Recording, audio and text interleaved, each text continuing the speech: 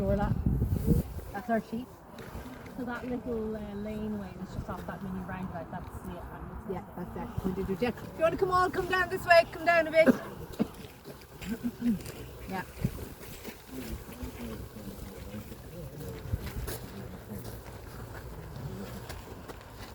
Okay, so the reason why I stopped here is that there were 3 listed recorded monuments in Dorla. These are recorded monuments on the Sites and Monuments Records maps.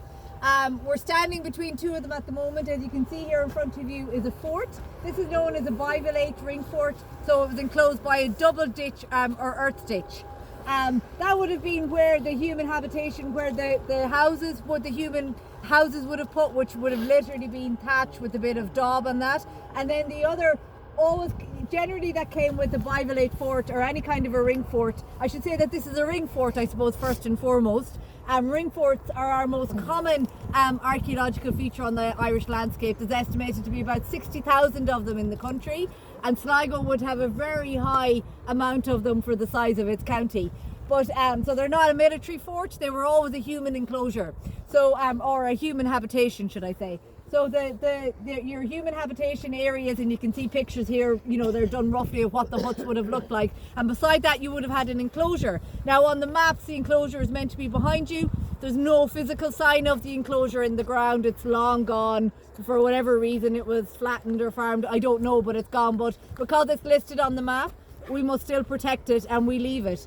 So within these areas, you must leave a 15-metre buffer zone around them and provide access up to these archaeological sites. Again, that 15-metre buffer zone for both of them is covered within your areas of biodiversity enhancement. So anything of archaeological, environmental, cultural significance are protected, and that they're all incorporated into your site.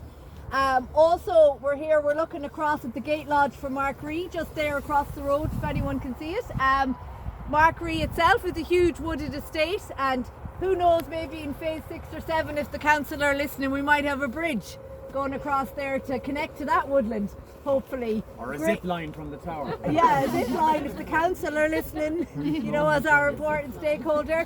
Huge potential again, hopefully in the future, to connect the 2 woodlands. The same with, I wanted to say, with the lake. I know there's huge potential down there on the lakes, and I do know that the council have looked at some aspects of that, maybe for a boardwalk, or even having, hopefully maybe a few more people have planted, we'd have a whole woodland corridor on the other side, right back up to Clooney. Who knows, anything is possible. And just for draw attention, guys, to where we're standing here. So you seen it on the slides earlier in the presentation. This is where the path was brought strategically through the 2 ring forts. So this was archaeology monitored here, even though we didn't go to any depth. We're only scraping off the topsoil. You know, it's a solid piece of ground, but it had to be done. And I'd also just like to draw your attention to the ESB line that's running through the site here. Now the buffer isn't obvious here, because the buffer from the archaeology is bigger just right here than the ESB, but basically that goes straight across the road right through the site, and there's a 20-metre unplanted buffer for that. But as I might have mentioned, sorry? If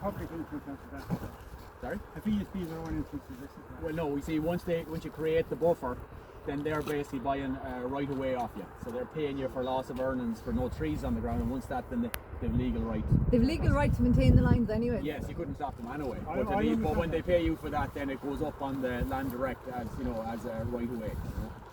Okay. As an easement, I think, on your land. And somebody just asked, you know, so that house and sheds over there is the farm, the old farmhouse that we bought in our land. That goes all the way back. That's our sheep over there on the hill. And that's where we're going to create a kind of a barn style head office, all out of wood, so it's going to very much fit in with the local and natural environment. But if there's no turkeys this Christmas, we're going to eat them sheep. Are you joining acres?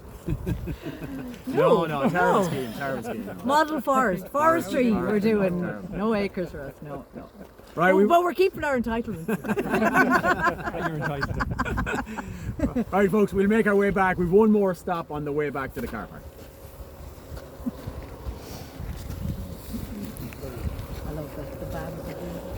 It's got to be frosty. Yeah.